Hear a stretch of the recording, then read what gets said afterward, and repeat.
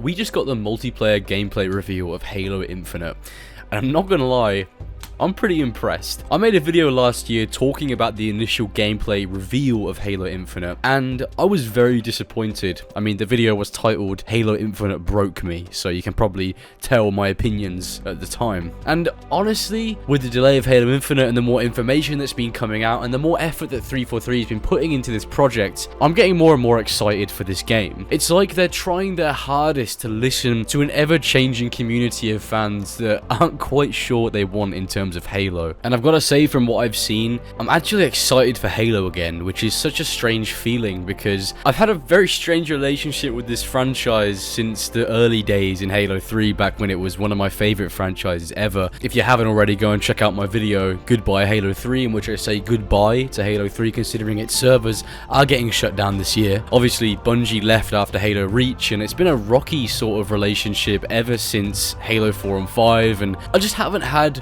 much enthusiasm for this series as I once did. Whereas now, I feel like Halo Infinite is really shaping up to be something pretty damn good. I briefly mentioned the delay of Halo Infinite earlier, and I think it's been really good for the development of this game, and it's allowed 343 to properly gauge what people want from a Halo game, instead of just going ahead and releasing whatever shit they wanted to. Because genuinely, I feel like that was what Halo 4 and especially 5 was. 5 really didn't embody anything that I enjoyed about Halo, and I really look back on that game, I don't want to think about it, let's be honest. It's just crazy to me that they originally wanted Halo Infinite to come out in 2020, because the improvements they've made to the game since that initial gameplay reveal have been pretty important, in my opinion. I've gone from really hating the direction of Halo Infinite to actually thinking this is going to be a return of Halo, with both the campaign and multiplayer components actually shaping up to be something that I want to play pretty badly. And that's not to say that I think everything is perfect. There's plenty of things that I don't think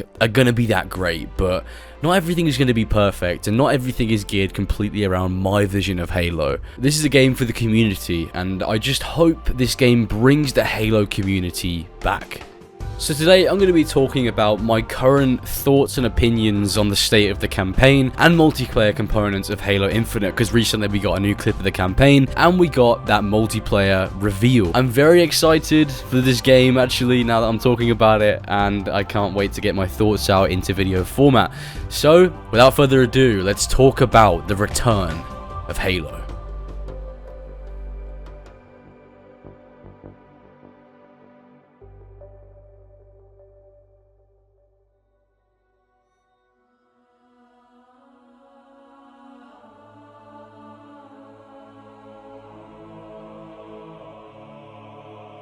So if you watched last year's video, Halo Infinite Broke Me, it'll be very clear that I wasn't over the moon with the direction of Halo Infinite at the time. I mean, this demo wasn't very impressive whatsoever. I'm not going to go back over everything, but let's be honest, for a reveal demo, it wasn't really that astounding. There were pop-ins, the textures didn't look great, and the art style, to be honest, wasn't really going in a direction that I thought it was when Halo Infinite was initially announced. I don't know, to me that initial demo just wasn't great. It didn't impress me, and it didn't fill me with much hope whatsoever. Although shortly after the demo was actually released, there was a delay for Halo Infinite. Originally the game was meant to come out in 2020, but obviously that never happened, and it was delayed to fall of 2021. Now personally, I think delays are great for games. Usually they only give developers more time to fine-tune the experience and make it that much better for you. Obviously, we've had games like Cyberpunk 2077 that went through a lot of delays and still came out very bad, but most of the time delays are going to be helpful for the development of that game. Now this actually piqued my interest in terms of Halo Infinite, because I thought the game looked like it was going to come out and it was going to be rushed and just not what I wanted from a Halo game, not enough care put into it. But this delay meant that they could put a lot more time into the game and iron out some things that they may have overlooked had they not delayed it. And you know, a whole year extra in development is not something to turn your nose up at, so I think this was really good for the development of Halo Infinite. And then in February and April of this year, we did get new screenshots of the game through Halo Waypoint. These actually made me a lot more confident for what the game was going to look like. In February, we got screenshots of Forerunner architecture and how they changed the art style of it to resemble way more what was present in Halo 2 and 3. And we also got a screenshot of Chief holding a sniper rifle looking at this sort of Forerunner sight, and it looked really good, especially compared to the initial gameplay that we got of it. I don't know, it's just something about these screenshots looked way better than that initial gameplay demo. The gameplay demo just looked... it didn't look next gen, it didn't look impressive enough. And then in April, we actually got another screenshot which showed us what it would look like inside of one of these Forerunner structures, and not gonna lie, it looks really, really good. The lighting is so much better, and there just seems to be overall way more detail and fidelity in these textures. I really like this screenshot. It actually was one of the screenshots that started to turn my opinion on what this game is gonna be like. But obviously, we can't completely change our opinions based on a screenshot alone. A singular screenshot just can't really do justice to what the game is actually going to look like when it's finished. But this new campaign trailer was actually really interesting and got me incredibly excited for the story direction of Halo Infinite. I just want to say first of all that in this campaign trailer, the game looks absolutely beautiful. The lighting, Chief's armor, the way light reflects off of it, just looks so gorgeous. I love the way Chief's visor looks in this clip. I don't know what it is about it, but just, it's so shiny and it just looks so fucking nice. It's also overall a really nice clip with lots of attention to detail. You'll see as Chief is sort of flying through this derelict spaceship and he comes across the bodies of floating Marines, he actually seems reluctant to grab them or get them out of his way, almost like he cares and respects the men that lost their lives. And obviously he does, he's been at war for as long as he can remember, so he understands how to respect the dead. It's just that attention to detail is nice for me, and it does humanize Chief that little bit more. Although the most interesting section of this clip is it sets up a very interesting plot where Chief is going to be traveling with this new AI known as the Weapon. Obviously, she looks and sounds exactly like Cortana, and they're going to be traveling together to find out what actually happened to Cortana, because in the trailer, the Weapon actually makes it known that she should have been deleted upon successful deletion of Cortana herself, and that means that the original Cortana is still somewhere out there if the Weapon hasn't been terminated yet. But I just really like this scene. Like, it's cool to see Chief and what is almost the embodiment of old Cortana still knocking around together. Like, it's quite cool. Obviously, it isn't Cortana, but I think the Weapon almost embodies a lot of what old Cortana was, especially in the way she phrases her words and the way she speaks. It was very heartwarming to see. And man, there's that fucking line near the end of the trailer where Chief basically says, "The mission's changed, they always do." That shit made me smile a lot, because I mean, he's not wrong. The missions in Halo never tend to go the way you expect them to, and Chief and Cortana always used to have to come up with their own plans on the fly, and that's exactly what they're doing here. Overall, this campaign is shaping up to be something really cool, I'm not gonna lie. With the Banished as the antagonist, and the game being set on a Halo ring, and now we have this interesting subplot of finding out where the original Cortana is while accompanied by the Weapon. I don't know, man, I'm really getting excited to play this campaign. It's shaping up to be something very, very interesting. It looks like the delay has brought some extra time that has allowed the developers to polish the game, but it's also may have given them more time to rework the story and implement things that may have been overlooked had the game not been delayed. I think 343 have done a stellar job so far updating the campaign and making it presentable, opposed to the original demo that we got that just wasn't very impressive whatsoever. I'm actually impressed now by what I've seen in the campaign. I'm actually very excited to dive into it when it comes out this year.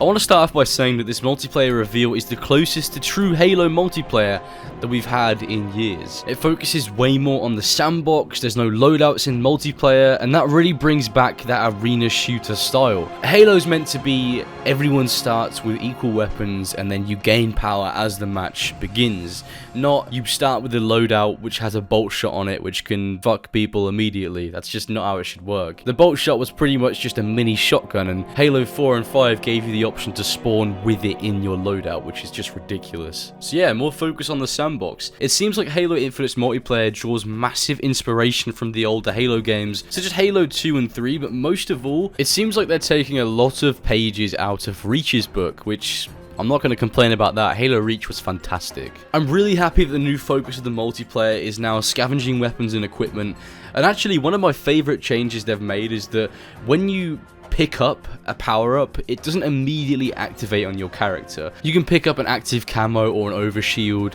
and then you can choose to use it whenever you want, and if you're killed, you drop that power-up, which means if you kill someone that's holding a power-up, you can take it off of them. I think that's nice. It modernizes the power-up system. What else can I say? I just think it makes the power-ups way more convenient than just having to walk into an orb. Yeah, I'm actually a big fan of this. Something else interesting that was mentioned is that vehicles take damage to individual parts. So for example, warthogs can have their wheels damaged, which means handling becomes more difficult. This is actually a really interesting feature, and I imagine it's going to add a lot more to vehicle combat. Say if there's someone trying to kill you in a warthog, you can focus fire at their wheels and then maybe it'll immobilize the vehicle. Sounds pretty cool to me. Speaking of the warthog, they introduced the Razorback, which allows you to hold objectives, weapons, and extra players. It's basically a warthog, but instead of a turret, it's got more space for things. All of this that I've just mentioned will be shown off simultaneously during Big Team Battle, which I'm massively excited for. It's going to be 24 players in one big map fighting for control, and it's going to be beautiful. 343 also introduced the concept of your personal AI. Each player gets to choose their own AI, which gives you small updates about your current performance in between updates from the classic announcer. So I don't really know how this is going to work, but basically the multiplayer component is going to have two announcers. One for your team, which is going to be the classic announcer, and then one for you specifically, which gives you moment-to-moment updates about your performance in the game in the form of your personal AI. I think this is a cool little feature. It adds to the idea that you're your own Spartan, and therefore you have your own AI, and it's just another little layer of customization, and that's what Halo's all about, being able to customize your experience entirely. I just hope I'm able to get the Superintendent from Halo ODST as my AI, because it's great. I love that guy. Next, armor customization looks to be the best it's been since Halo Reach, allowing you to customize your helmet, visor, left and right shoulders, gloves, armor core, chest piece, and knee pads, as well as the armor coatings of individual pieces of armor. Finally, we can customize our colors in a more expressive way. For example, if you want just one arm to be a specific color, then you can opt to just coat that armor in a different paint to the rest of your gear, which means we have a lot more agency over which pieces of armor should be which color. On top of this, armor effects and helmet attachments are back from Halo Reach, which I'm very excited to see back. They added that extra bit of flair, and I think it went a long way in terms of personalizing your Spartan. And I just really hope we get that blue flaming skull again. That shit was so beautiful in Halo Reach. Much like previous Halo games, you can change your body type and voice, which is another feature inspired by Reach, and you can also choose prosthetics for your Spartan, much like the prosthetic arms that could be found also in Halo Reach. So yeah, there's a lot of Reach inspiration, and I'm not complaining. Now, this is a bit of an iffy topic for a lot of people, but obviously with the game being free to play, there is a battle pass, which I know a lot of people weren't happy to hear. This isn't that bad, as battle passes allow the devs to support the game and work on free updates in terms of new content and maps, which means at least you'll never have to pay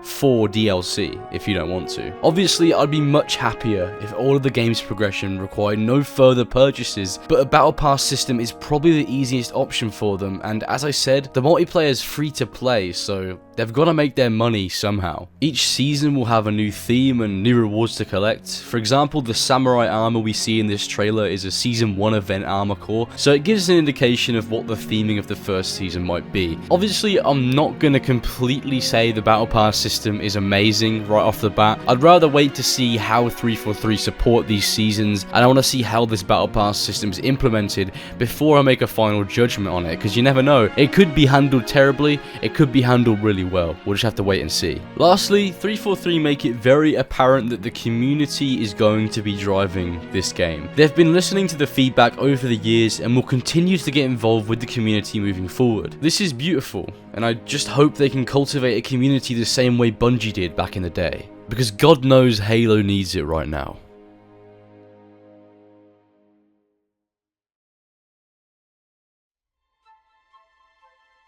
Overall, I feel pretty good about Halo Infinite at this current moment. The multiplayer is shaping up to be something great, with some really cool looking maps, weapons, equipment, and customization for us to get involved in. And the campaign is also looking really good as well. I'm very excited for Halo Infinite. Which is weird to say, because I haven't actually been excited for anything related to Halo, apart from like the Halo Reach PC release, in many years. All we can do as fans is sit and hope and wait that Halo Infinite is going to be everything we want it to be, and if it's not, then what can you do? At this point, let's be honest, it's been so many years since Bungie left Halo, and if they can't make a good game in the time they've owned the IP, then to be honest, I'll just be done with the franchise. But I do have high hopes that Halo Infinite will be great, and we're gonna have a lot of fun playing it. That's it from me, guys. I'll see you in the next one. Take care.